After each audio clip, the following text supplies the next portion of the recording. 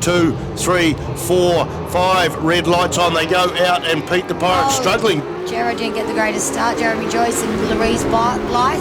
Yeah, it almost looked like they were in the wrong gear, but and they've slipped back to 3. Dennis Charlotte there after flipping it upside down there on the bright orange machine there in second. He's lost none of his fare, and obviously his passenger's okay. Look at that, number 73, Barry Smith and Tracy Bryan on the first of the Formula 2 bike slotted there into third. It looks like Andy Scrivener and...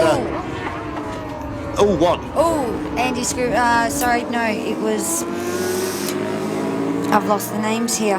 Okay, Andy Scrivener and Tina McEwen back out there in action. They had a DNF in the last race. I'm not sure whether they were classified. No, they wouldn't have got points because they were parked up when the red flag came out. So right now, Pete the Pirate on the BMW S1000R with Kendall Dunlop there leads into Higgins. They've got a gap of about maybe 80 or 90 metres. The prison officer from Auckland there, been racing sidecars in England for many, many years, come out to New Zealand probably over a decade ago and bought 2 sidecars and just addicted to this game. Here comes Jeremy Joyce and Louise Blythe right onto the tail of Dennis Charlotte and Dan Jenkins there, your Australian compatriot. What's the correct word?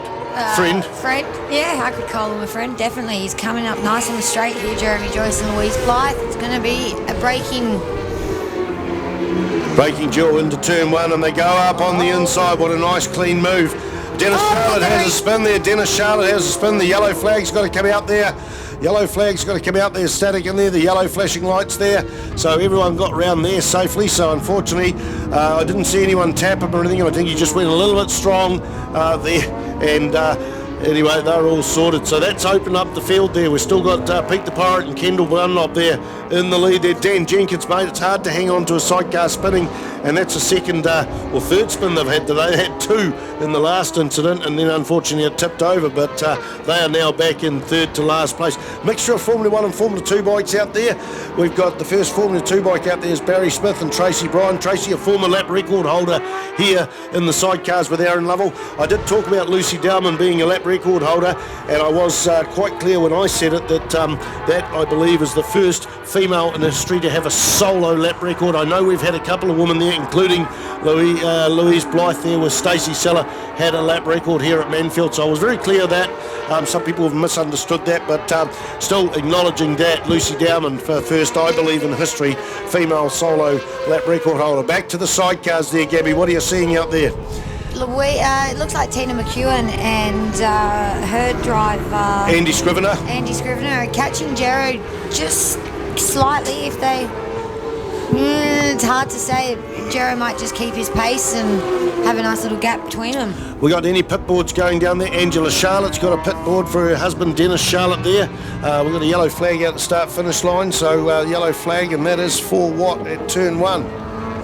There's the Aprilia's going slow, a yellow flag up there. Adam Unsworth and Bryce Rose having a bit of drama probably again. Yeah, they've got electronic problems. It's something anyway. So let's go to this main timing screen. We want to see where Andy Scrivener is out on the track. In fact, he's right on the tail, coming out of Higgins there of Jeremy Joyce and Louise Blythe. So right on the tail, and Andy Scrivener. There's no one in New Zealand I've seen in history that can outbreak Andy Scrivener on this beautiful machine. Always on a short bike, and he just used to hate long bikes, and he got it into his head, and then one day he goes out and buys a long bike, and he now identifies as a short bike rider on a long bike. And Tina McEwen's husband, I think, is out there, Gordy McEwen as well, and a hard charger, mate. You want to see some of the girls' bruises, and certainly Jo Mickelson, her entire top of her arm is just bruised up. Look at that battle into turn 1. Andy Scrivener and Tina McEwen is going hard at it.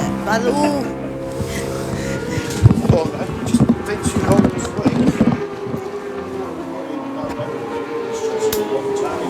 Andy Scrivener and Tina McEwen right up on Jeremy Joyce and Louise Blythe.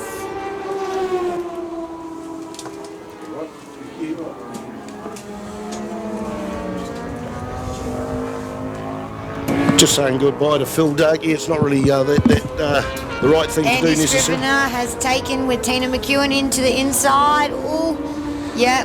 Made it stick. So just saying goodbye to Phil Dark. He's in charge of the production of the Cemetery Circuit, or the Suzuki International Series production. There'll be 2 one-hour programs in the new year. So Jeremy Joyce and Louise Blythe closed Now up in in third there, place. down the back straight there, but then Andy Scrivener and Tina McEwen found a little bit more legs to come back from them. Where is Dennis Charlotte there and Dan Jenkins after their spin in terms of on the track? Just coming up behind Murray Stronach and Steve Marshall going in on the last corner here. Yep, the easiest one spot on the track, so they've moved up to 8th place, so that's good showing for them. So the Formula 2 sidecars, tight battle between Barry Smith and Tracy Bryan, I think. Well, it's not tight on the track, about 100 metres. It's Mark Hall's in second place. Mark Hall's in second place with Mark Thompson doing the passengering, a new passenger for him. Thompson doing, he's passengered for my brother on the number 92 machine. He does normally classic racing there on the big 850 Norton. Oh, Dennis Charlotte and Dan Jenkins, they've just made up another place there. They've got past the letter S. Who's the letter S? That's an Australian team. Steve Marshall and Murray Stronach. Murray Stronach's a very old veteran rider for us West Australians. He's been around for a long time. His family's very involved in the racing over in Australia. What's the age group separation in the Australian competitors in the sidecar there, Gabby the Gabbler? So right now we have the West Australian state champion Dylan McDermott, who is in his early 20s, mid 20s, and our oldest driver is Mickey Robbins, who would be in his 70s. Oh, so yeah. There's a fair gap between us, yeah. Much in the way of false teeth in some of these people. They sometimes like to play for sheep's acings a bit too much. I used to carry false teeth inside my leathers on the warm-up lap, and when you got up there, the guys out there with a red flag, you go up there, open his hand up and put a set of false teeth. They weren't mine, and then you wouldn't go back and pick them up, and all these people would be wandering around the pitch trying to return the false teeth, which weren't mine. So there is Dennis Charlotte reeling in Mark Halls and Mark Thompson there, the two Marks. So Andy Scrivener in second place has opened up a bit of a gap over and above Jeremy Joyce and Louise Blythe. A reasonable gap back there to... So Dennis Charlotte and Dan Jenkins just keeps the bike straightforward. If they keep making up the pace like this, they'll be making good comeback. Well, of course, they don't need to get past them because that's a Formula 2 bike in front, but Dennis is the racer. He's won the New Zealand Superbike Championships, the New Zealand 125 Championships, the New Zealand Supersport 600 Championships, and there he gets the pass done with on the inside. That was a clean pass there. He will have the power to get past them later on, so strong running for Dennis. So he's a racer, and he certainly said after racing for the guy's grandfather, he's been racing for decades. This has given him a new challenge as well as doing the Gixxer Cup. So what do we got? We've got 5 laps to go here with Pete the Pirate and Kendall Dunlop out in the front. A 1:14. A 1:14.2 with Andy Scrivener, a 1:14.4. So just 0.2 of a second between the lap speeds. But certainly a bigger gap out there. That thundering V-twin of my brothers, Ian Staples from Wanganui with Darren Prentice. I guess there's no more experienced passenger out on the track than Darren Prentice. He's had to go at classics, moderns. He's raced the Isle of Man, I think, twice. He's been around for so long. On all sorts of bikes, are very, very strong as an ox, and he was happy to step on Ian Staples' bike. You'll hear that thundering down the front straight. There's not much bikes you can hear up here in the commentary tower, especially with the commentary coming through our earpieces, but certainly that is one of them that can boom past there. Dennis Charlotte, what's Dennis doing in terms of lap times? 1:15.950 on the last lap. We'll wait for that timing screen to come back on there. Gabby, what have you got? Do you see? No, out in the track. I just wonder whether you sort of see some action. I'm just looking at Mark Coles. He's Mark Coles, and who's he with? Who's Mark Coles' passenger right now? He's Mark Thompson. Mark Thompson. He was giving that 600 a fair bit of boogieing through the infield here, through the S's.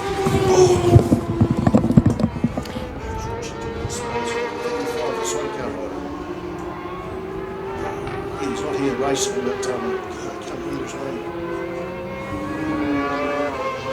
The guy who owns the barracks.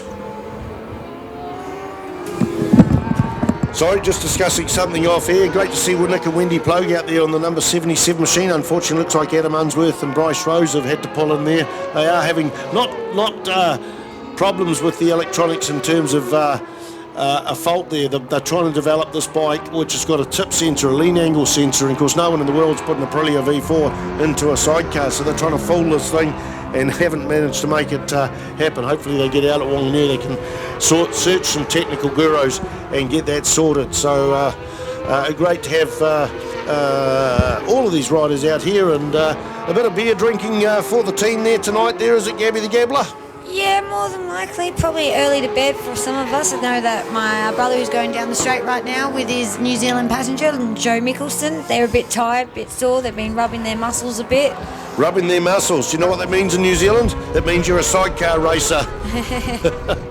All right, out onto the track there, and we've got the lead bike there. We've got 2 laps to go, so the white flag is getting ready there as we see Andy Scrivener and Tina McEwen down that front straight. They're broken loose from the Jeremy Joyce-Louise Blythe combination. The Australian New Zealand team there, they've got about 100 metres lead there. So Pete the Pirate, he would have slowed down there.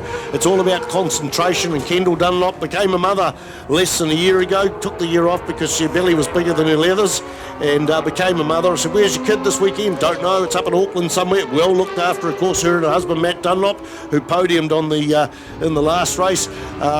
She's got back into it and are out in the lead. Didn't catch the lap times there. Tina McEwen doing the passengering for Andy Scrivener, come out of the hairpin there, line up that long straight, so it's a run to the line there. It's still, the white flag is ready to come out. It's 2 laps to go, so Pete the Pirate's got one corner there. You'll see the white flag and get on with it. Murray Stronach and Steve Marshall, fastest lap in the last lap. No, not many other people have put in the fastest lap in the last lap. There was one other there, but we'll find out who that is shortly there, Gabby. Yeah. Then we got the Marshall brothers going down the straight right now, Dion and Morgan Marshall. Their father is Steve Marshall, Murray Stronach's passenger. Bruce Roberts, Jim Bilby also put in their fastest lap of the race, and so did Joe Mickelson doing the swinging for my brother Sam Watson. Sam Watson there, so 3 fastest laps here. The white flag out. This is the final lap of the round 2 of the Suzuki International Series 2019. What are you seeing there, Gabby Watson? Bit of traffic going on in the infield there between the F2s and the 1000s. That's Sam Watson and Joe Mickelson, with the Marshalls brothers leading it by the looks of it. It's always good to see interesting races in between, not just the front runners watching it. Oh, there's always racing all the way through. One thing that sidecars do have is there's a generation spare. In fact, that number 77 machine, I think, won New Zealand Championships about 25, 30 years ago. There's not split sidecar classes here, so you get them all merged into one, varying abilities, long and short bikes, Formula 1 and Formula 2. Outstanding racing all the way through the field. There's Mark Halls coming through to pass the Plogues there, and he's been chased for the Leather S, which is another Australian team, Gabby. Yes, Murray Stronach and Steve Marshall are doing quite well, catching Mark. It'd be good to see the 1000 get in front of the 600. Okay then, we're going to take it to the line for the win there. Checkered flag goes to Pete the Pirate and Kendall Dunlop. Looks like Tina McEwen and Andy Scrivener are going to come in second, and Jeremy Joyce and Louise Blythe on third. Yeah, all right, Andy Scrivener giving his partner the thumbs up, and always gives accreditation to his passenger. And it's always nice to see. I think I always got a good kick out of seeing that. I think you know, a good old pat on the back. We did it. We finished the race. Woohoo! Yes, certainly. And have you been on a sidecar yourself? Yeah, I used to passenger for my brother. Cool. And not anymore?